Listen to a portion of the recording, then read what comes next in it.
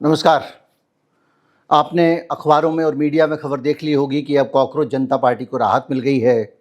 दिल्ली में भी दिल्ली की मुख्यमंत्री रेखा गुप्ता ने एलजी की अनुमति लेकर एक आदेश पारित किया है, जारी किया है, जिसमें कहा गया है कि जो कॉकरोच जनता पार्टी के प्रदर्शन में शामिल लोग थे उनके खिलाफ मुकदमा नहीं चलाया जाएगा। और ये जो आदेश है इसकी कॉपी भी कुछ अखबारों ने छापी है, गवर्नमेंट ऑफ एनसीटी और दिल्ली के। अब यहाँ पर एक टेक्निकल पॉइंट आता है। दिल्ली की जो व्यवस्था है उसको समझना भी बड़ा मुश्किल है, बहुत सारी चीज़ें फंसी हुई हैं। आप ये कह सकते हैं कि जब दिल्ली पुलिस अमित शाह के अधीन आती है तो दिल्ली की मुख्यमंत्री रेखा गुप्ता कौन होती है इस मामले में राहत देने वाली? है ना तकनीकी अंतर। पर यह अंतर बहुत आसानी से समझा भी जा सकता है अगर आप दिल्ली की व्यवस्था समझते हैं तो। इस अंतर को समझेंगे, उसके बाद इस आदेश से क्या फायदा होगा, क्या नुकसान होगा, इसको समझेंगे। तो पहले अंतर समझते हैं। अंतर यह है कि दिल्ली में या किसी भी राज्य में जब अदालत में मुकदमा चलता है किसी भी आपराधिक कानून का, सिविल मामले में तो जनता आपस में लड़ती है, तो एक पार्टी होता है वो व्यक्ति जिसके खिलाफ अभियोजन लगाया गया है, यानी जो आरोपी, और दूसरा पक्ष होता है सरकार। तो दिल्ली की अदालतों में जो सरकार का पक्ष है वो सरकार का पक्ष कार्रवाई भले ही दिल्ली पुलिस करे, लेकिन सरकार की तरफ से मुकदमा लड़ती है दिल्ली सरकार। तो दिल्ली सरकार जो है उसी का प्रोसिक्यूशन डिपार्टमेंट होता है। तो आपको याद होगा केजरीवाल से कई बार तनाव होता था। केजरीवाल सरकारी वकील जब नियुक्त करते थे तो केंद्र सरकार का एलजी उसको परमिशन नहीं देता था। यानी कि दिल्ली की सरकार है, लेकिन जो राज्यपाल है, उपराज्यपाल, राज्यपाल नहीं है उपराज्यपाल होता है। और इसीलिए होता है कि दिल्ली सरकार को कोई भी काम करना है तो राज्यपाल के पूछ के करना है। और यहाँ तक व्यवस्था है कि कई विधेयक भी अगर विधानसभा में आएंगे तो राज्यपाल के यहाँ से मंजूर होकर आएंगे। तो दिल्ली सरकार राज्यपाल के आदेश पर काम करती है। राज्यपाल जो है वो केंद्र सरकार का आदमी है और वो सरकार जब ये मुकदमे वापस लेने का ऐलान कर रही है तो ये एक दिल्ली की व्यवस्था को समझना जरूरी है। वरना आपके मन में बार बार विचार आएगा कि अगर अमित शाह की पुलिस है, दिल्ली पुलिस ने सब कुछ किया है, तो मुकदमा वापस लेने के लिए रेखा गुप्ता का नाम कहाँ से आ गया। आपने व्यवस्था समझ ली होगी। अब हम आगे चलेंगे और ये समझेंगे कि इस आदेश से कुछ फायदा होगा या नहीं होगा, नुकसान होगा तो क्या होगा। मैं हूं गिरिजेश वशिष्ठ, आप देख रहे हैं नॉकिंग न्यूज का यूट्यूब चैनल।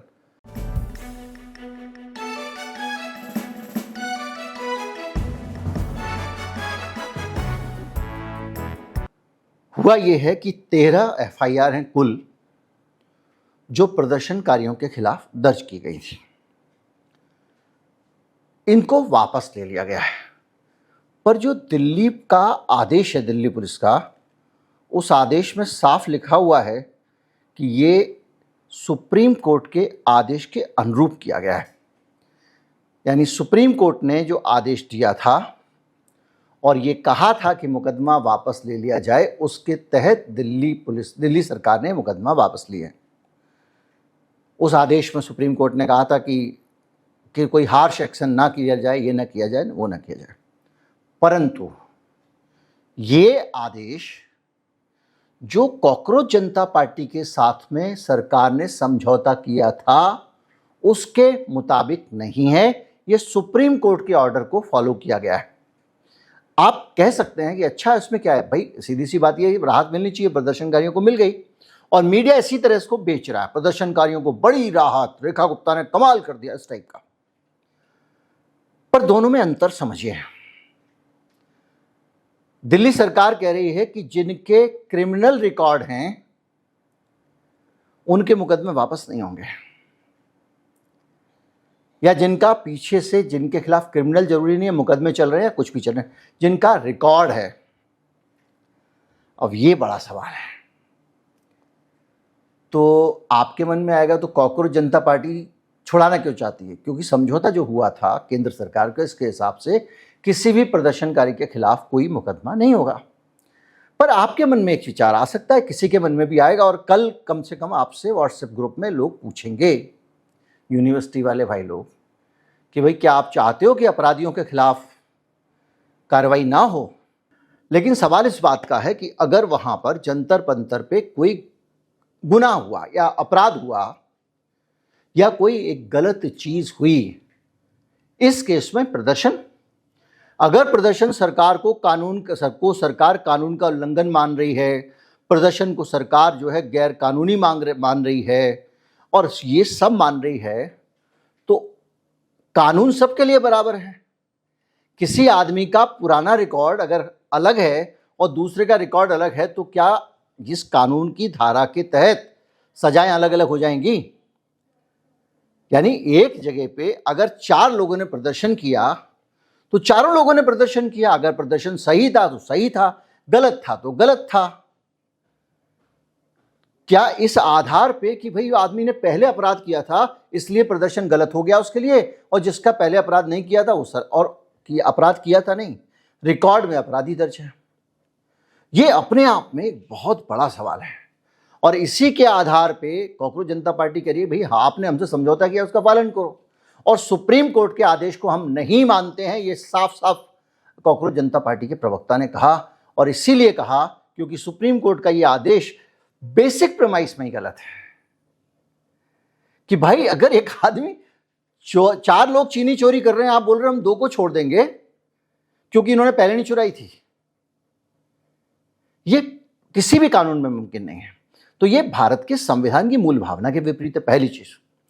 दूसरी एक चीज और भी है, वो ये है कि ये कैसे तय होगा कि कौन आदमी पुराना अपराधी है?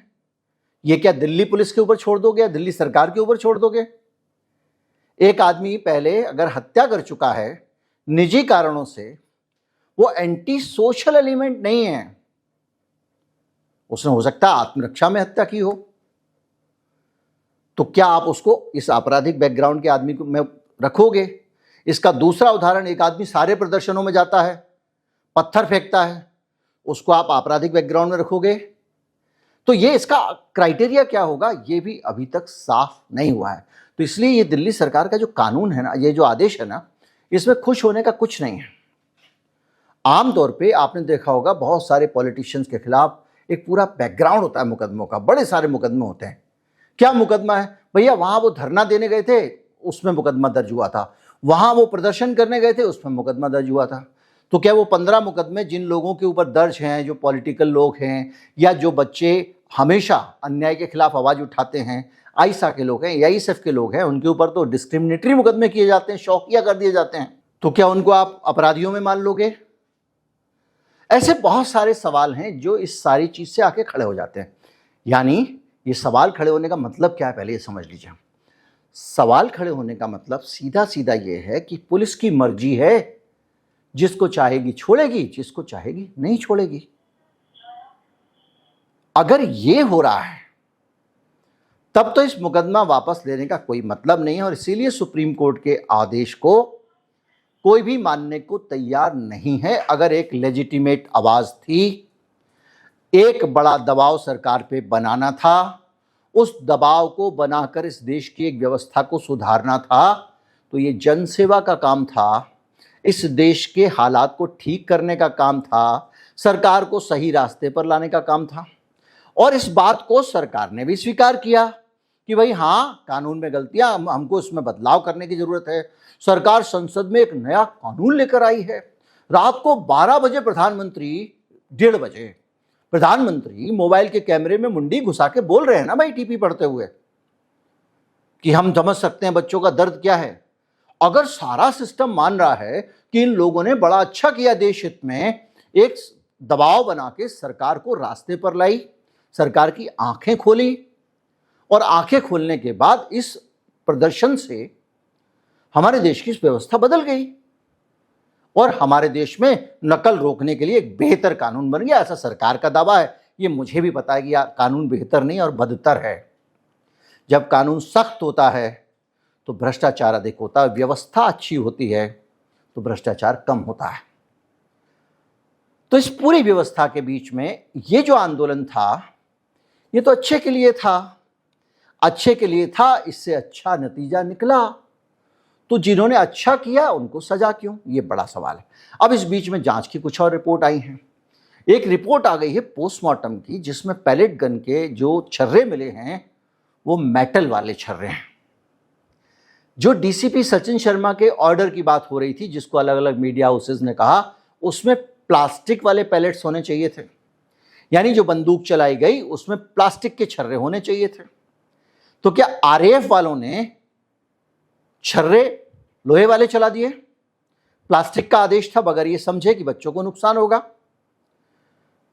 इसके साथ साथ मैंने बताया था कि एक यंत्र लगाया जाता है नली के आगे, और उस यंत्र से छर्रे छितरा जाते हैं, सीधे एक जगह पे नहीं लगते हैं। वो यंत्र भी नहीं लगाया गया था। अब बात क्या हो रही है? अब बात पुलिस के आदेश से बढ़ के आरएएफ के ऊपर आ जाती है। इसका मतलब इस ब्रूटैलिटी के पीछे आरएएफ जिम्मेदार है। और उनकी जो महिला अधिकारी थी, उसके 2-2.5 लाख फॉलोअर हैं इंस्टाग्राम पे, उसने ही कॉकरोच जनता पार्टी को कॉकरोच कुचलते हुए एक फोटो डाला था इंस्टाग्राम पे, आपको याद होगा। वही लेडी थी जो कह रही थी गर्मी लग रही थी इसलिए हमारे लोगों ने नेम प्लेट हटा दी थी। तो क्या उस लेडी के साथ में जो लोग थे उन लोगों ने ब्रूटैलिटी बरती? अब मामला फंसता जा रहा है, और फंसता इसलिए भी जा रहा है, अगर आपने कल का वीडियो देखा होगा, कि ये जितनी भी चीजें हुई हैं इनको छिपाने की कोशिश की सरकार ने। और जब आप छिपाने की कोशिश करते हो तो इसका मतलब ये होता है कि पीछे खेल था। अब एक खबर मेरे पास भी किसी ने मुझे दी, मैं आपसे साझा कर रहा हूं। मैं इसकी पुष्टि नहीं कर पाया हूं और मुझे नहीं लगता कि इसकी पुष्टि संभव है।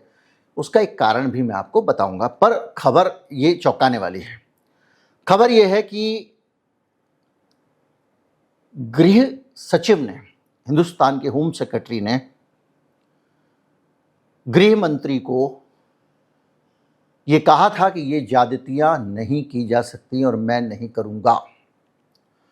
अब ये इसके कारण चीजें बदली, और जो अलग अलग तरह के भारतीय जनता पार्टी अमित शाह के नजदीकी अधिकारी थे, उन अधिकारियों को सीधे जो चाहते थे वो एक्शन लेने के लिए मैसेज गया।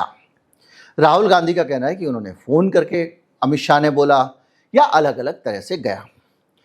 पर हिंदुस्तान का होम सेक्रेटरी इस मामले पर बगावत कर चुका था।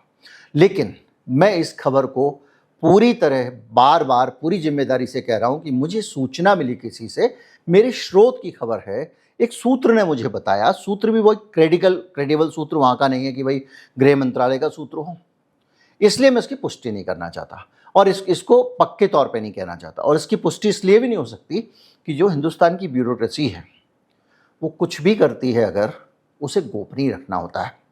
अगर डिसेंट भी था होम सेक्रेटरी का, तब भी पब्लिकली वो नहीं कह सकते हैं। वो शपथ से बंधे हुए हैं, पद की मर्यादा से बंधे हुए हैं। तो इसलिए इस खबर को कहीं से पुष्ट किया भी नहीं जा सकता। लेकिन ये रोचक सूचना है, और जो बीच में मेरे पास आई तो मैंने आपको पहुंचा दी। पर मैं ये ज़रूर कहूँगा कि ये संभावना मुझे लगती है कि ऐसा हो सकता है, क्योंकि अच्छे ब्यूरोक्रेट्स अक्सर आंख बंद करके आदेश का पालन नहीं करते हैं। वो जो संविधान के और नियमों के अनुरूप होता है उसी को मानते हैं। लीगल लेजिटिमेसी और कॉन्स्टिट्यूशनल लेजिटिमेसी आदेश की होना ज़रूरी है, क्योंकि अगर आप उस लेजिटिमेसी का पालन नहीं करोगे तो आप जिम्मेदार माने जाओगे, भले ही ऊपर से आदेश किसी ने दिया हो। लिखित में भी अगर कोई आदेश दे रहा है अपने जूनियर आदमी को कि इसकी हत्या कर दो, तब भी हत्या का मुकदमा जूनियर आदमी के ऊपर चलेगा ही चलेगा। तो ऐसे में ज़्यादातर ब्यूरोक्रेट बहुत सारे डिसेंट दर्ज कराते हैं, और सरकारें इसी तरह से चलती हैं। देश संविधान के हिसाब से ऐसे ही चलता है।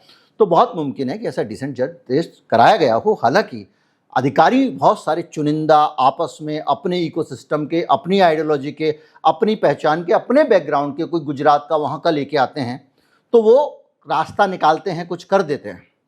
पर अगर ये एक बहुत ही सीधी एक तरह से देखा जाए तो दूसरे शब्दों में बगावत भी है। बहरहाल मैं इस खबर को इससे ज़्यादा नहीं आपको बताना चाहूँगा, पर सीधी सी बात यह है कि मामला उलझता जा रहा है। जंतर मंतर के आसपास गतिविधियां फिर बढ़ गई हैं। आज मैं फिर से गया था और बड़ी संख्या में आरएएफ के वही नीली वर्दी वाले जवान संसद से लेके जंतर मंतर से लेके सब तरफ फैले हुए हैं। रायसीना रोड को प्रेस क्लब के सामने वाला रास्ता बंद कर दिया गया है, और राजेंद्र प्रसाद रोड को भी आने के लिए रखा गया केवल। तो बहुत सारी चीज़ें जो हैं वो वहाँ पर हैं। अब मुझे नहीं पता है कि इस बार किया है या हमेशा करते हैं, लेकिन ये एक बड़ी ज़्यादा चौकसी और मुस्तैदी दिखाई दे रही है। उम्मीद करता हूँ कि इस वीडियो से आपको जानकारियाँ मिली होंगी। जानकारियाँ मिली होगी तो ज़्यादा से ज़्यादा लोगों तक पहुँचाएँ, चैनल को सब्सक्राइब कर लें। पर जंतर मंतर के फिर से गर्म होने की सुगबुगाहट शुरू हो गई है। नमस्कार, जय हिंद।